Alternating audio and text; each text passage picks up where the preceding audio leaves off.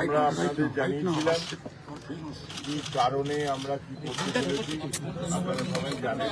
Silent এই মতো আজকে আমরা আমাদের অভিযোগ নিয়ে এখানে থানায় এসেছিলাম এবং আমরা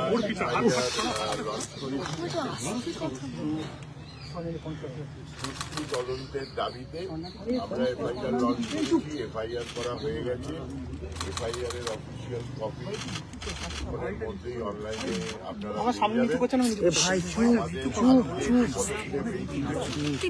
পরের পদক্ষেপ আমরা কি করব সেটা ডিসাইড করে আবার আপনাদের জানিয়ে দেবো।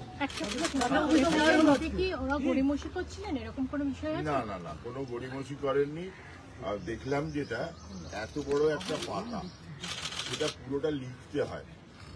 বসে বসে বুঝলাম সময়টা কেন লাগবে, প্রচুর সময় লেগেছে। একদমই গড়িমসি ছিল না, ওই ফিল আপ করে তারপরে ওনারা দিলেন, সেটাতে একটু সময়টা লেগেছে। আমরা পরবর্তী পদক্ষেপটা জানাচ্ছি খানিক বাদে। আমাদের এইটুকুনি ঠিক ছিল, আমাদের লয়াররা এইটুকুনি ঠিক করেছিলেন, সেটা হলো এরপরে আবার বসবো কোথাও। এবার লয়াররা যেটা বলবেন সেই অনুযায়ী আমাদের আবার পরবর্তী পদক্ষেপ নিতে হবে।